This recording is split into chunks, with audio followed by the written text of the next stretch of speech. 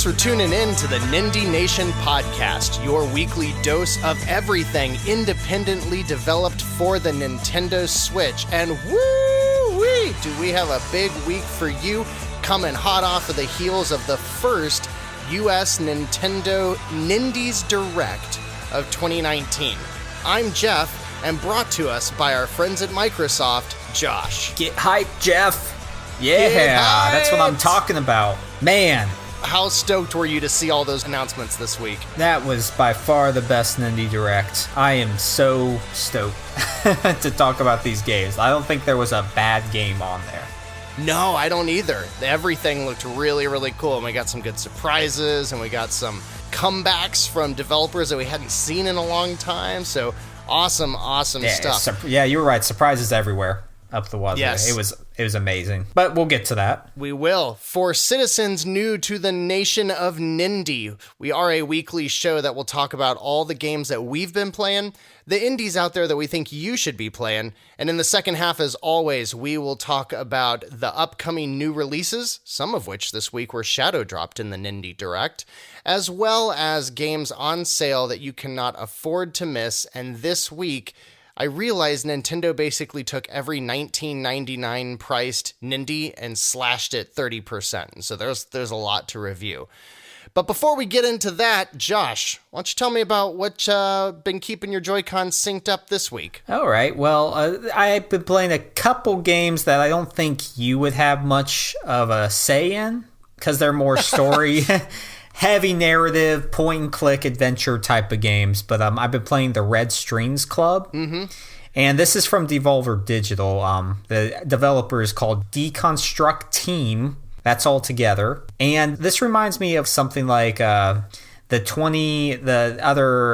is it? 2048? Yeah, what is that? The Read-Only Memories. Read-Only Memories. Right? Got it. But this came out for PC first, and now it's for the Switch. And it's an adventure title, and there's a lot of dialogue, and the story is awesome because it hits on the morality of the future and with androids and all this pretty deep stuff, what it means for us in the future in regards to that. The gameplay centers around three distinct things. So in the artwork that's on the screen, there's a bartender.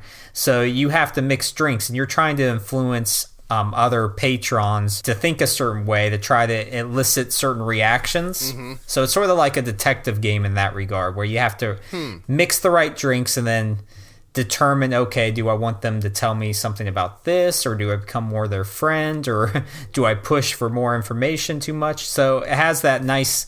It seems like there's multiple different ways you can go about things, which is pretty neat. And then there's one where you take control of an android, and you're like building other androids as far as like making their personalities a certain way. Or you design their core, and it's like this form of pottery. So there's a control panel, and you push these certain buttons to make these certain shapes. And then you have to slightly go into it to make a certain form. And like I said, this is something you should really just check out, because it's really hard to explain with the gameplay. It's actually like pottery, though. Which is because you have to tap X button to keep it spinning. Then you have to use the other analog stick to go in with different shapes and like try to make it like perfectly what. That's cool. It kind of reminds me of the intro to Westworld. Have you ever seen Westworld? Yeah. In a sense, yeah. I mean, and then the other type is when you're trying to take down this organization that's like the head of all these android talk and trying to influence the way people feel. Well, once you get enough knowledge, then you use your voice and you use like detective skills. Like it's more like in Until Dawn or Detroit, where your choices make a relative impact on the ending. Right, and like as you learn things, it gives you new things you can do or say. It branches off. It's more dialogue based. Okay. But there's some puzzle elements there with knowing what to say and how to say it. I really like it. I think it's a really unique concept, especially mixing the drinks to try to get elicit certain reactions. So are you a detective? Like who is the protagonist that you are? When you're sculpting, you're the android, and then there are 3 different characters that you're playing as. Yeah, your Donovan is like the bartender. You take control of these 3 story arcs, and then they culminate together at the end, and then you just have to see for yourself. It's really neat, though. And I don't want to spoil anything. It's very Blade Runner looking. Yeah, right. Yeah, it has a real retro flair to it, but it's beautifully animated, and music is fantastic too. And then finally, I haven't played too much of this, but I hear it's really short, so I might be done soon. Which is Trooperbrook. It's Bless like Trooperbrook. This is another adventure title. This is more point and click based. Your basic, like, you find this item to do this, and there's some off the wall sort of solutions you have to find. But it's another one. It has a beautiful animation style. It's like actual claymation, or like the sets were built and then they put the characters in and they modeled them to move around. It looks really great. Huh. It's just very bare bones. It doesn't do much. Like, I'm not getting much from the narrative. It's sort of mystery, but it doesn't make sense at the same time. And the characters, some characters come in and out, so I'm not enjoying it near as much as the Red Strings Club. But I mean, it has, like I said, it seems to be very short. Like, that's what I've read on some things about it. That's cool. The Red Strings Club is the kind of adventure game that I would want to play if I was going to play them, because I love that type of setting and all that kind of stuff. It seems really neat. Yeah. On my end, I picked up both of the Shadow Dropped games from the Nindies Direct, or the Nindies Showcase, as they are calling it. In addition to playing Dungeon Stars still, I can't stop. I picked up Nuclear Throne by Vlambeer, Yes, which is a game that we've talked about quite a bit. It deserves to be bought. It was $13.99. It was a little pricey, but I still strongly recommend it. It's a very randomized, top-down, twin-stick shooter that's tough as nails, and just all kinds of random elements in it. The levels, the enemies, the progression. Very, very simple, but very deep, and very much a one more try kind of game. I really, really recommend it for someone that wants that's a good game that you'll always be coming back to. Yeah. It's one of the few games that I would always go back to on my Vita. And one by one, as these games come out on the Switch, the poor old Vita gets pushed closer into retirement. Was the Vita one multiplayer? Because this one is. Yeah, I saw that it had co-op on it, and I don't remember I don't know. I don't remember the PS4 Vita version being multiplayer. Maybe it is, but that would be a nice little addition. Yeah, and so now that it's got co-op on the Switch, because the difference there is you could have a couple of people on the same screen. That really makes me want to try out that mode. Yeah, that'd be cool. I think it'd be really cool to plow through that with someone else. And then in addition, I also bought Blaster Master Zero 2, which is probably the original one by Inti Creates, and they got the license from Sunsoft. It's a reimagining of Blaster Master from the original Nintendo, but I don't think you have to have any nostalgia for that to see why this is a great game. The original Blaster Master Zero, I think it was a launch Switch game. If not, it was like really close. They highlighted it very well. Yeah, and I held off on getting it for a long time, and ultimately, I will say that is one of the games that convinced me to play indie games. Actually, along with Nuclear Throne, for that matter. Blaster Master Zero, there's kind of 2 or 2.5 different modes to the game. Some of it is a side-scrolling platformer where you're driving around in this little like space dune buggy thing, and so you're platforming and you're trying to get to these caves where then your driver gets out of the buggy. Its name is Sophia, and you go into these caves, and then it's more of like a top-down or isometric shooter kind of game. It's very methodical. It's not quite action based. It's more knowing which tools to use and all of that. It is real time.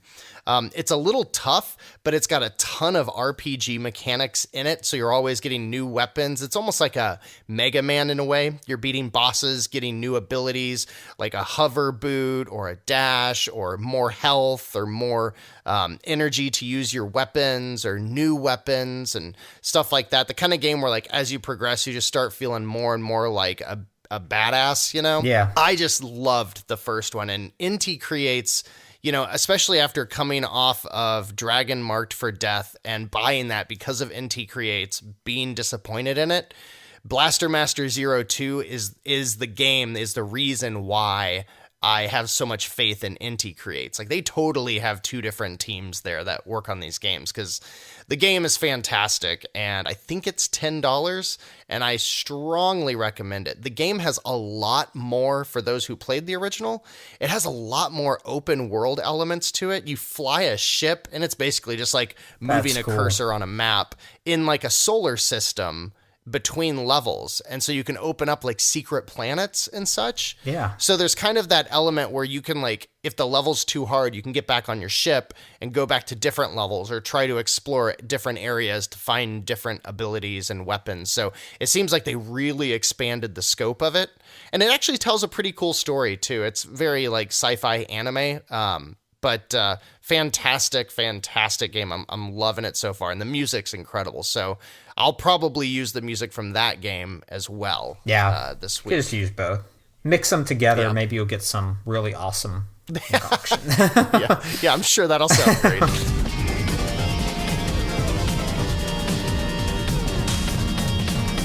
I also finally bought Donut County because that's on sale. We'll talk about that. I haven't played it yet, so look for some impressions.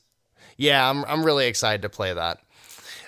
Josh, before we get into a rundown of the Nindies showcase, I wanted to have a brief discussion on a really big game announcement this week, and that is Google Stadia. For those who aren't aware, Google entered this week the gaming industry by way of an hour-long press conference at the Game Developers Conference in San Francisco, or GDC.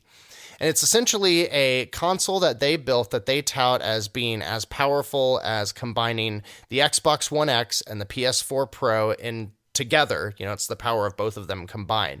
But it's all extremely or completely cloud focused. So you're going to play the game through a combination of any Chrome web browser on any device or through a Chromecast on your TV. And they have a controller that looks alarmingly like the Switch Pro controller, more so than any of the other consoles, I think. Not with the offsetting thumbsticks, though. Right, that's true.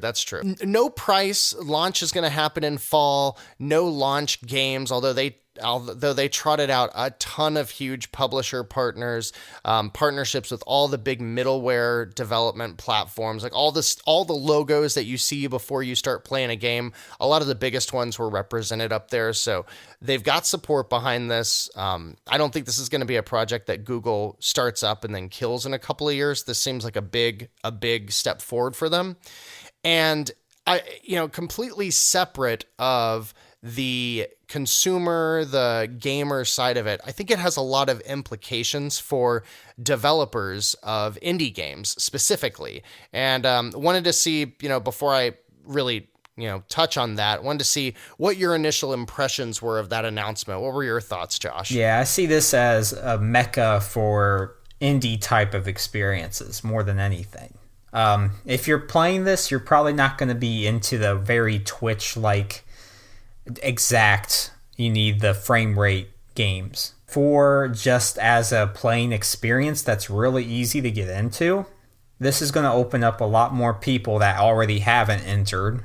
Pretty much anyone plays a game now anyway, but this is the first steps in unifying everyone together, I feel like, the way the future is going to be. Yeah. Now, if that's good for you or not, that's another question. Like, I like my console experiences more like the box, and I can buy my media for it, instead of like streaming. Right. You can own it. Yeah, sure. I'm more for that. But if this gets more people playing and experiencing games that I love, then it's another way to play. So I'm all for it. Yeah. The big thing that I see from this, not only will the games themselves be remote capable, and so when you're running a game, you're right. You're getting a system that is more powerful than anything else on the market, and it's streaming to you. So therefore, if you're not getting that 25 megabit connection or something like that, then you will absolutely not see 4K 60 frames per second. That doesn't mean the game's not running like that. It just means you're not going to see that quality. And they're doing some really cool tricks that I won't dig into right now that I think is going to really help that latency. And I think I think you'll see a degradation in video quality before you'll see latency or lag. But one of the things that really is going to have a big impact to indie development, I think, is that you can also develop on this platform. And developing games for this platform is in an open source method, meaning if you make a game for Google Stadia, it will be open and easy to port to other platforms, which is how indies end up making a lot of their money back, is by porting to other platforms. Right. And it gives these developers the power of a supercomputer, a $20,000 development kit for free as long as they have any device with a Chrome browser. Right. And so if I would recommend everybody read Blood, Sweat, and Pixels by Jason Schreier. It's the development story of 13 incredible games. Very well-written story. He really dives into the story behind Stardew Valley and Shovel Knight. And both of those stories have a big portion of them where the developers, they drop out of school or they abandon all responsibilities of their life, lock themselves in a room for 5 years and develop and just try to live off of either Kickstarter money or, they're blowing through their savings. And it's always mentioned that they can only spend money on their computer. They don't have money for anything else because they have to keep up with the latest tech so they can develop the game and all that stuff. But this can negate a lot of that, and it can help speed up development of games and make games look better. I think this is a big step of how we get away from every game having that pixel art style and letting smaller teams do more.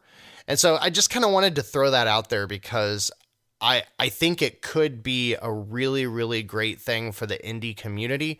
And I'm not hearing that enough in the video game media right now. I'm hearing too much whining about the price or the speed or the latency. And we frankly don't know those things yet because it hasn't been in a consumer press conference yet. Right. Well spoken. Totally agree. So that's my soapbox I'll get off of. Now, let's talk about the Nindies showcase. Boom. Boom. Yes. And let me tell you, it was quite the opening because I don't think anybody expected this or... No. except if you're a genius. But Cuphead by Studio MDHR... No way. ...was brought up it was such a cool opening too. Go watch the trailer. Yeah, it was. So clever.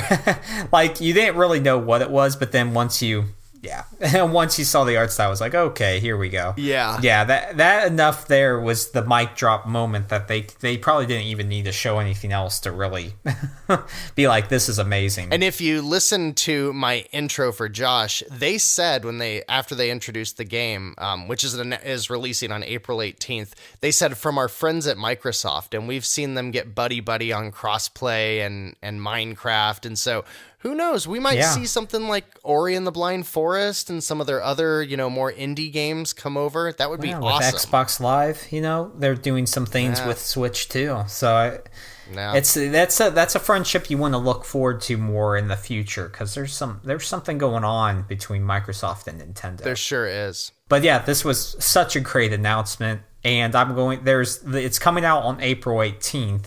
Which you can buy digitally and pre-order now, but I'm going to wait until the physical release comes. That's going to come at a later time. They don't have a release date yet. Oh, okay. But I own it on Xbox One. That's one of the main reasons why I have an Xbox One, other than it's a glorified 4K Blu-ray player. So I'm just going to wait for the physical release because I've already played and beaten it to a pulp. But have you? I haven't played it yet.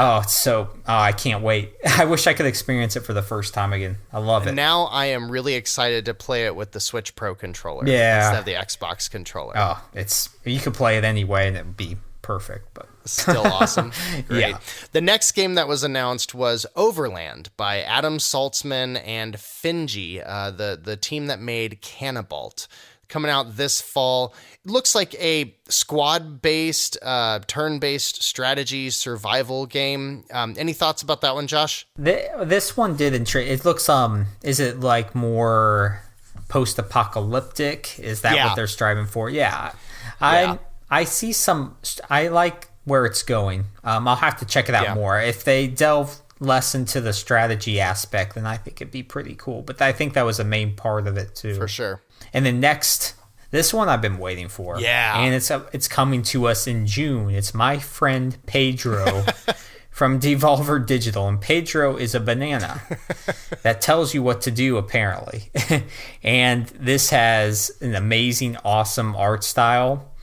And it looks like, it's a 2D sort of shooter, but it has the 2.5D, I guess is what it should be considered. Because it looks like you can dodge bullets by pressing one button, and then he's doing twirls around bullets and shooting in all directions. Yeah, it's like Matrix stuff on like the Ollie plane. You know, like you're moving, like you said, you're side scrolling, but it's all about like what's the coolest looking stylish combo you can rack up. It's a bizarre art style. Yeah, but it looks really cool.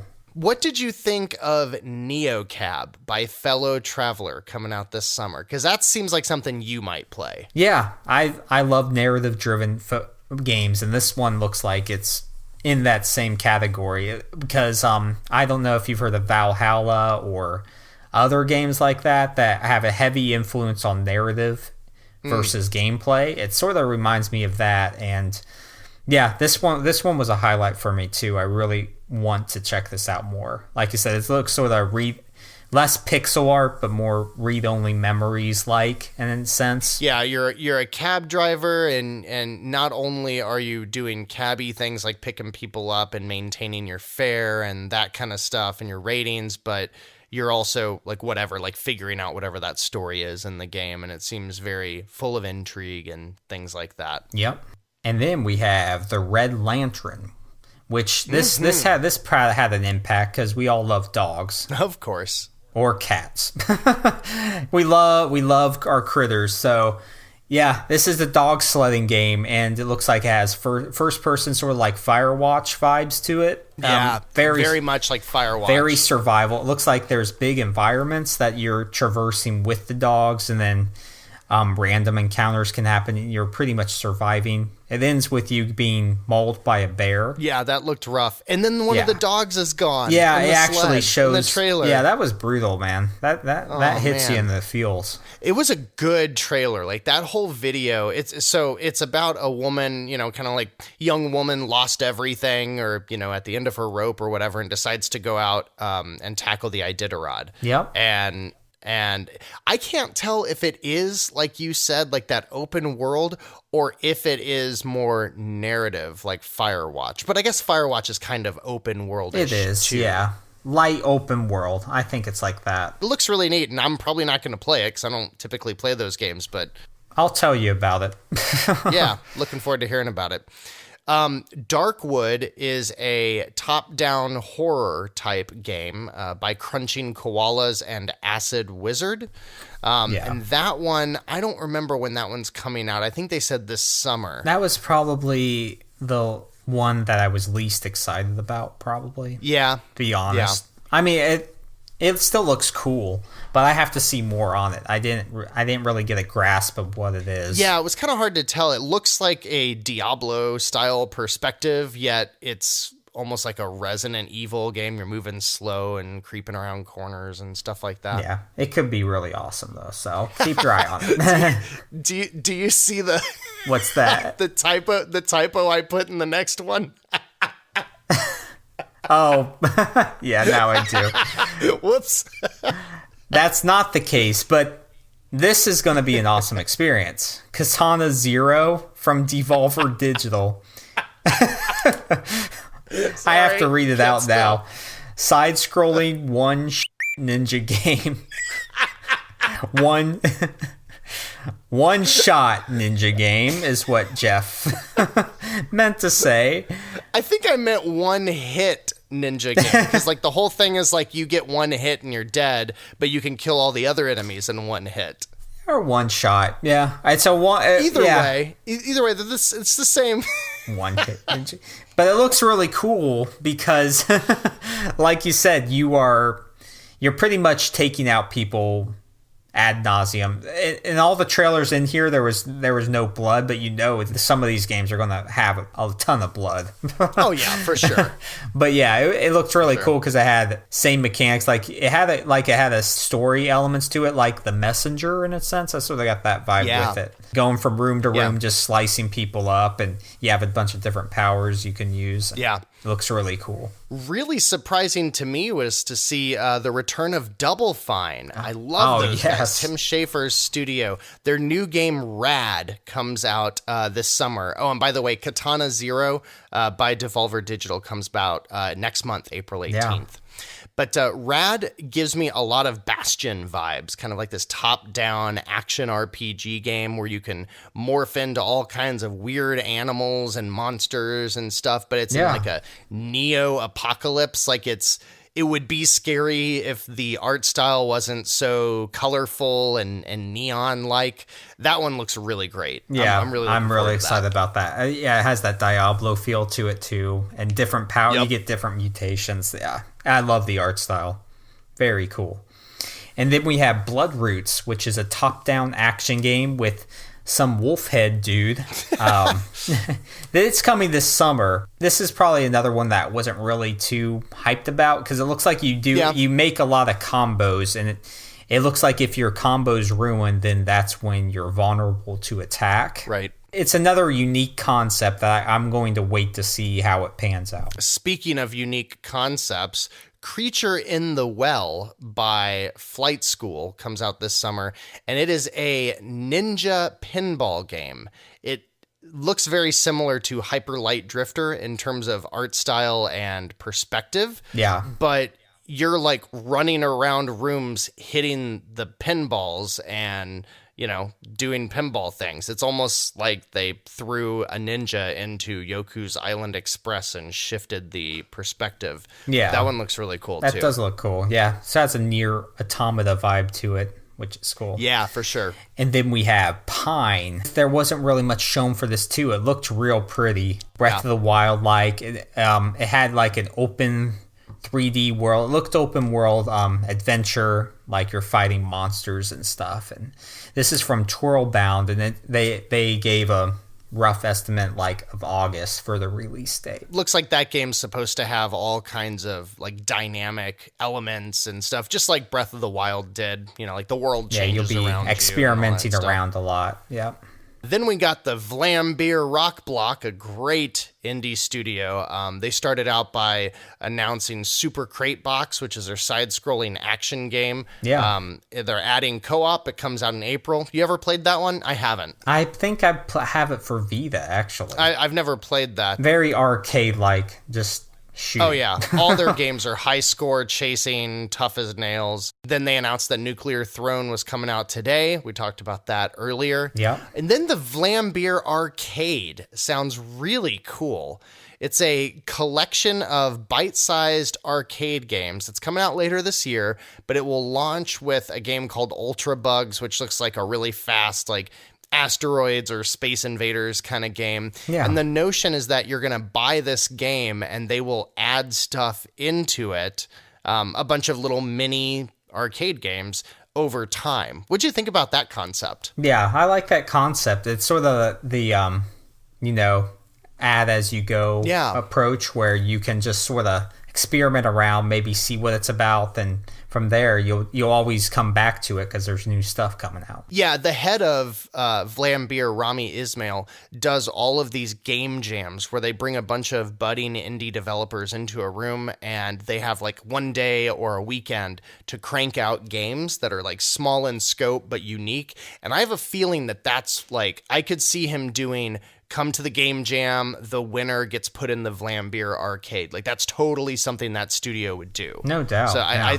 I think that's going to be like, and maybe that's how they fund some of these games and try to put them out there and do like a rev share with the product and stuff. I don't know, but it looked neat. Yeah, I agree. This next one looks really neat too, because it's called Swim Sanity. Great name. And it's from Decoy Games, coming out this summer. Also a great name. Yeah, and this is like your vertical shooter, but it's up to 4 players, and it's all underwater, and it looks really fun. Fun. Yeah. Yeah, that one looks like it's fun to sit down with a bunch of people and just blow a bunch of stuff up. Right. Also got the announcement from Inti Creates about Blaster Master Zero 2, which launched the same day as the showcase. Talked about that earlier. And then we got Stranger Things 3, which I haven't played either of the other two, but this one looked pretty beefy. It looks like a isometric RPG type game. Yeah. It's developed by Bonus XP. I don't know if they did the other ones or not, but that comes out on July 4th when season 3 launches. I didn't even know they had other Stranger Things games. Yeah, and I think they're only on mobile, but they look the one that came out last year for season 2 looks a lot like this one. I think season 1, it was like a side-scrolling platformer or something like that. It was like kind of a throwaway thing, right. But I would assume you're probably playing out the story of the season, which is why it's not releasing until the same day as the season itself. Right. But I was surprised to actually be interested in it, and that's a good get for them to put that on a showcase. That's a big franchise now. Speaking of big franchises in Nindies, you know the original game here, so I want you to talk about this one. Okay, well, you know Crypt of the Necrodancer. Yeah.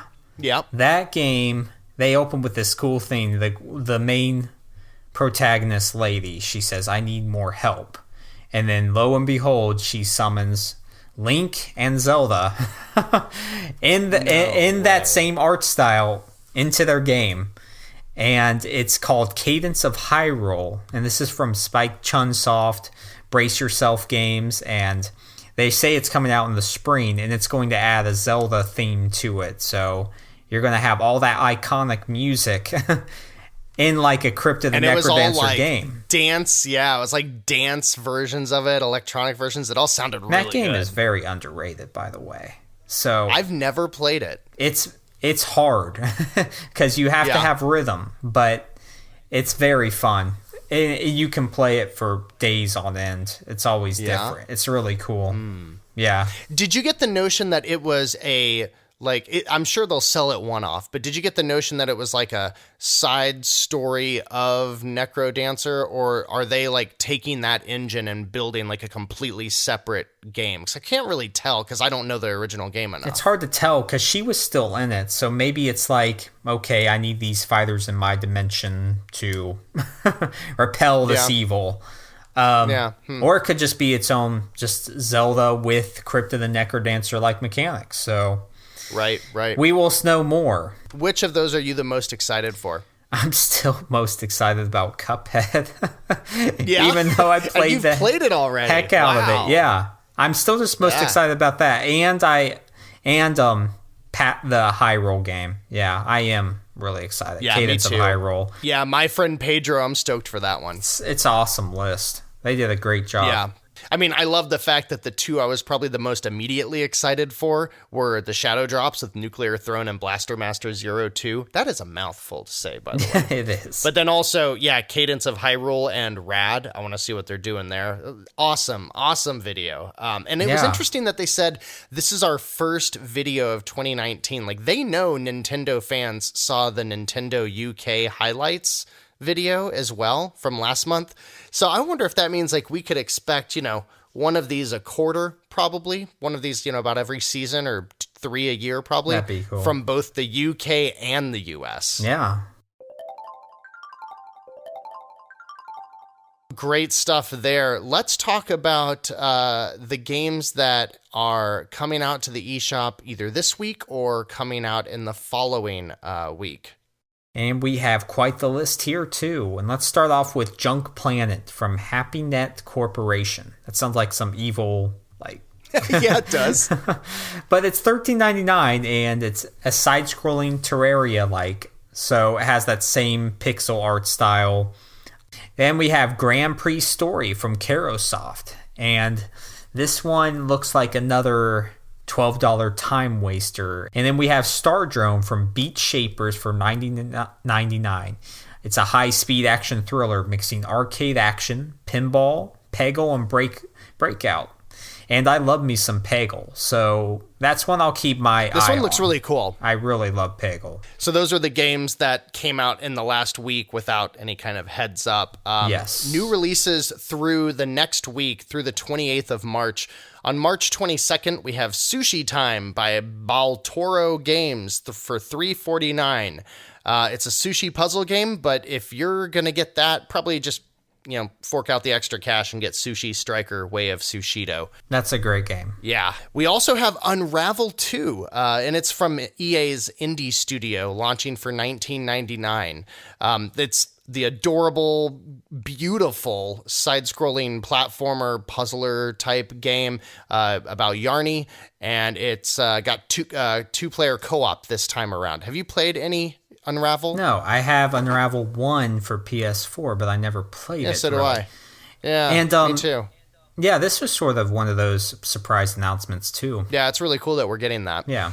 We also have on the 22nd Peasant Night by Ratalaika, another great game. Every week they're throwing something out there. We want to be a peasant knight now, don't we? It's it looks like a really hard puzzle platformer game that auto runs and is controlled by only the jump or stop button. So that looks like a fun one, and it launches for $3. There you go. March 26th, we have OMG Zombies from Ghostlight, and this is only $1.24, which is 75% pre-purchase, which is the regular price is $4.99. So that's a pretty big pre-purchase right there. I've never seen anything really like that. Yeah, that's a big deal. But it's highly rated. Sharpshooting game about shooting zombies, of course. Super cheap. It's black and white, but there's red blood, so it has that sort of cool art style to it. So it might be worth checking out. And then we have Galaxy Void from Gollum Consulting. I like that name. For $12.74, and this is 50% for pre-purchase, regular $14.99. And this looks like the premium edition of that game. Mm-hmm. So, Jeff, I know you didn't care for the free version. Free-to-play version. Yeah. This one looks like it's more in line with what I played and experienced, which was a really solid shooter. Yeah, and one of the things that they added with this version that I was reading is they added an endless mode. And I know for the right game, adding something like that could make all the difference. Like, could you picture that game being awesome with like an endless arcade mode instead of being stage-based? Yeah, I might pick this one up. And then we have Xeon Racers from Sodesco for $49.99. Dude, you got to see this game. It's very expensive, but yeah, it looks like it's surprising high quality looking racing game.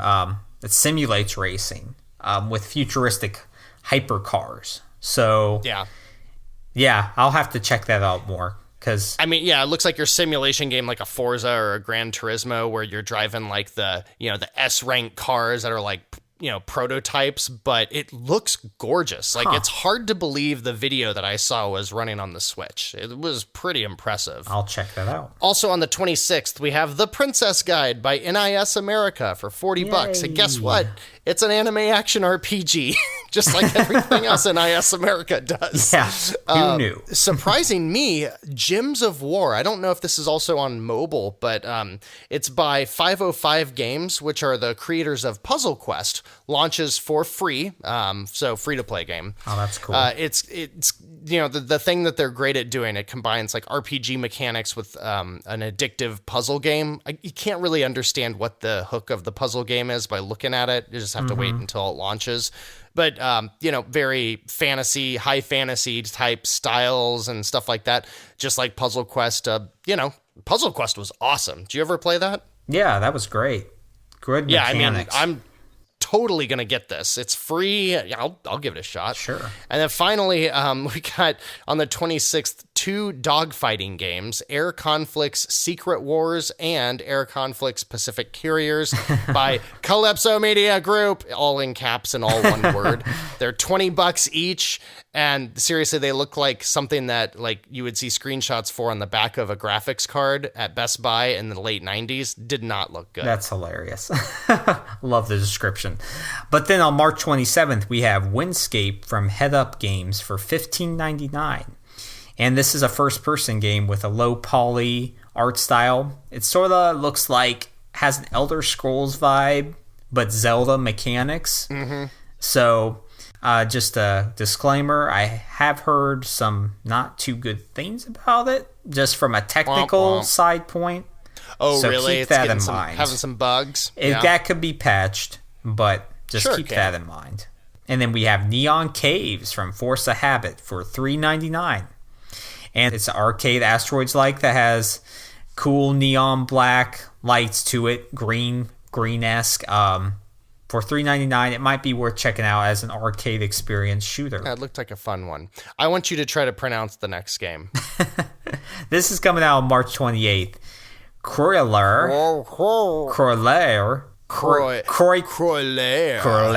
Sigma. That you said it perfectly, I bet. Because I would say Croixlair. Croylair.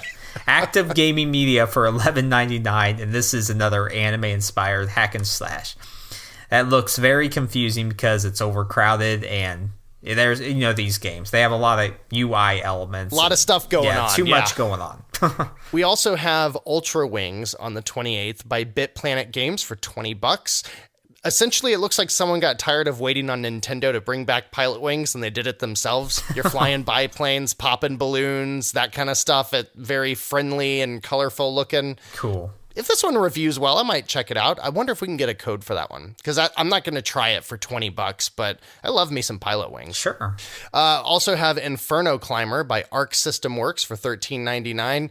It's a third-person survival action RPG set in hell, and it does not look good at all. Looks very bad. Also, on March 28th, we have Lyrica, which is a medicine for fibromyalgia, and is also the name that developer Kosen thought would be a good fit for their music and rhythm game about Chinese poetry. The game costs approximately as much as one pill of uninsured actual Lyrica at $19.99. We should have had a poll up that said, okay, what does this name sound like the most? Like a blood clotting agent or like, sexual... did they not run a Google search before they made their game? That's funny. Oh, it looks interesting. I'll give it that. If you're in your rhythm games. Then we have Undead's Building from Double Drive, $4.79. That's with a pre-purchase, 20% off from the $5.99. And this is a unique puzzle type of game where you rescue residents of a zombie-infected apartment complex by remote operating an elevator through the view of security cameras. So it has that Five Nights at Freddy's like vibe going on. Or like Night Trap. Or Night Trap. That too. Yeah. So yeah, it looks interesting. Maybe they can get it right this time. Here we come. Here comes the goatee. Snow Bubble Princess Sayuki from Ninja Games Japan for $15. And this is basically looks like a low budget looking top down action RPG with co-op reminiscent of something like Secret of Mana or even Legend of the Mystical Ninja, which I love the Legend of the Mystical Ninja back on the SNES and N64. Yeah, it doesn't look bad. It doesn't look like it has RPG like leveling systems in it, but it definitely looks like that type of gameplay. She Remembered Caterpillars. What a And then name. she made a game called She Remembered Caterpillars by, look at that developer's name. Isbreed.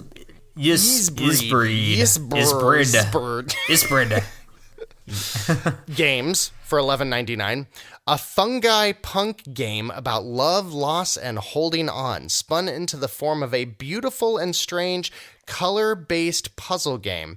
Reminds me of games like Bad North and some of those other ones where you're solving puzzles by looking down on like that low poly diorama kind of thing. You know, you're spinning around this big model trying to figure out I'm not going to play it. Yeah, lots of puzzle mechanics there based on colors. Also, Gouken by Gianti for $9.99 is another low-budget action RPG throwback, but this one looks cool. This might have been a mobile title, but it's got all the trappings of the kind of game that I would end up buying when it's on sale for $2.99 and throwing 25 hours into it. Yeah. I added this one onto my wish list. Very cool. Then we've got The World Next Door by Viz or VIZ for $14.99. Looks like this is a Josh game, maybe. It's like a mix of puzzle games and an RPG, like, walking around the world doing storytelling and interactive narrative, like making decisions and talking about your feelings and stuff like that. All stuff that makes my heart all warm inside. I'll have to check that out. Bring us home, Josh. Then we have War Party from Crazy Monkey for $24.99. Crazy Monkey. Oh, geez. Real-time strategy set in the Stone Age that looks a lot like Warcraft. Then we have Istanbul Digital Edition from Arkham for $19.99. And this is a digital version of a popular board game. So I don't play board games much anymore, even though I should, so can't say that. But then we have Fun. The best for last. Animal Park. That's not all supposed to be together, is it? Animal Park? It was. Animal Park was one word. Yep. Wow. It sure was. Axis Games for $29.99. I think Axis Games, they do a lot for the Switch, I thought. The era of the Wii shovelware is here in full force with this 30 minigame pile of garbage. There you go. It's your carnival time. Yep, this is straight up carnival games. We're here. We are in the world of shovelware. They made now, it finally. All right. Awesome. Let's bring it home and talk about this awesome Nindie sale. Like I said up at the top, it basically looks like they took all the great indie games on the Switch right now, like the big well-known ones. If they're $20, they're marked down 30% for the next week, so get on it. But we picked out ones that either had a little higher discount or were some that we particularly liked. So, Josh, why don't you kick us off?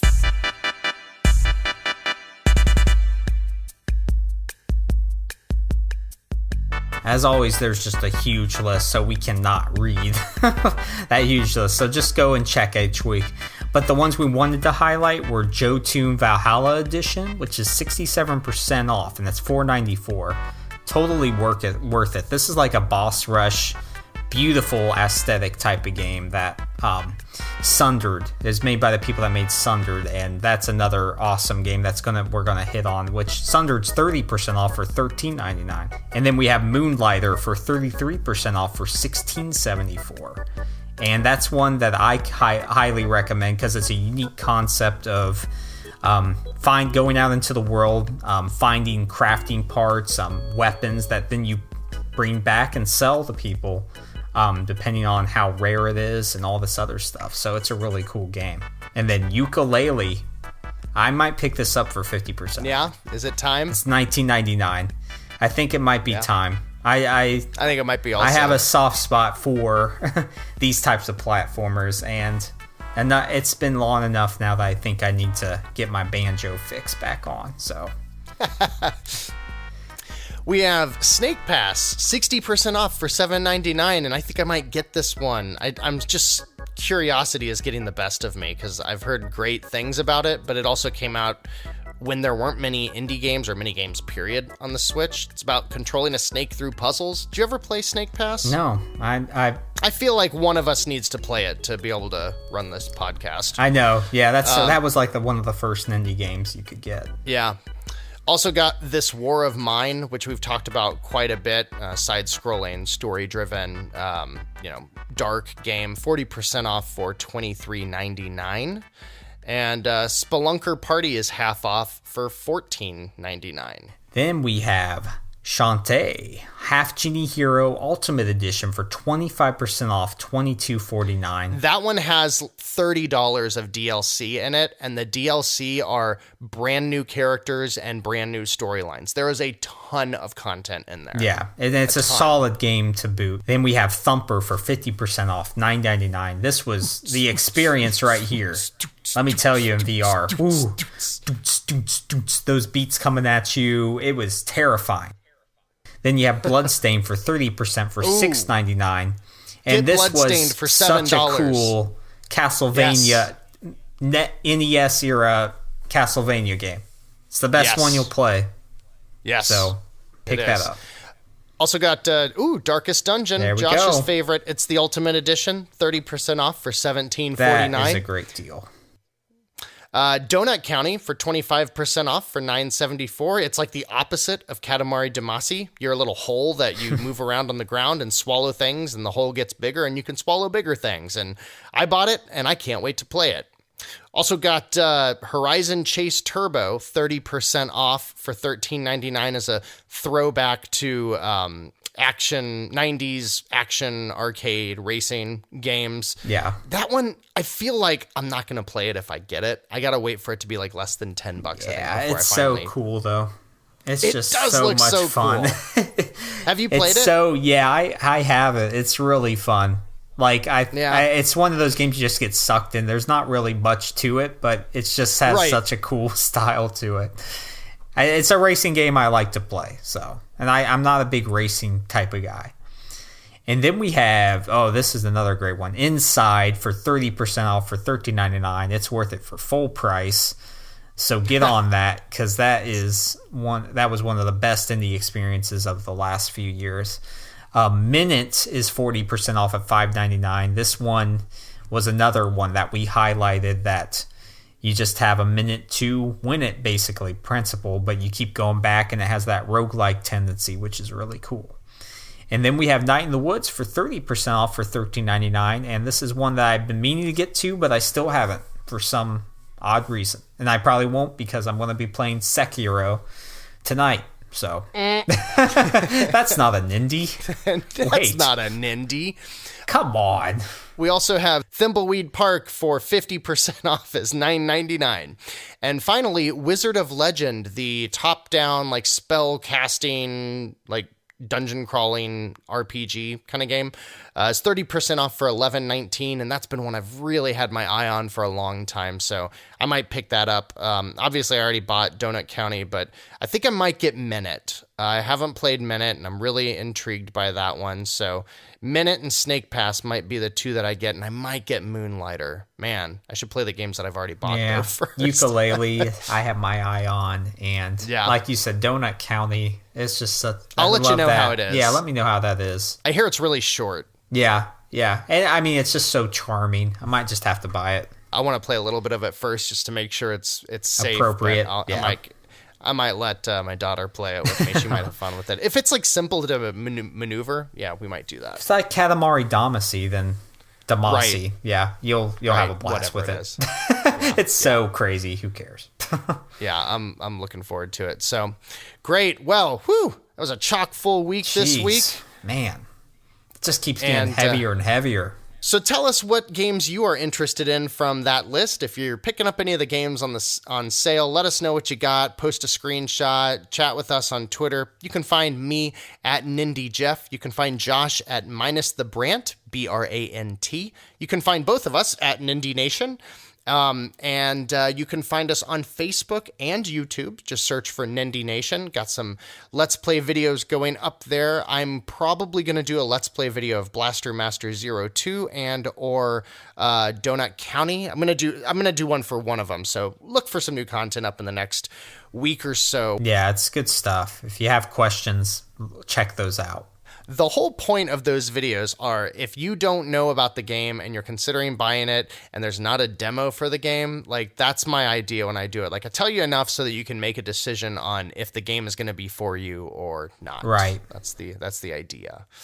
Nintendo Village and the Nindie Zone is a thing that Josh will now tell you about. Yes, Nindie Zone is a new initiative to highlight specific Nindie titles that we want to, and there's going to be short videos, short reviews, and it's just try to encompass all that you should be playing into one station. So go ahead, go to the site and check that out. Of course, we're here for all your Nindie needs as well, and we have great shows that you can check to for about anything based on Nintendo. So go to the Nintendo Village and check it out. Awesome stuff. Well, Josh, thank you very much for your time this week. Listeners, thank you for listening. We'll let Josh go back to cutting up some fools with Sekiro, and I'm going to go back to blasting up some fools in Blaster Master Zero 2.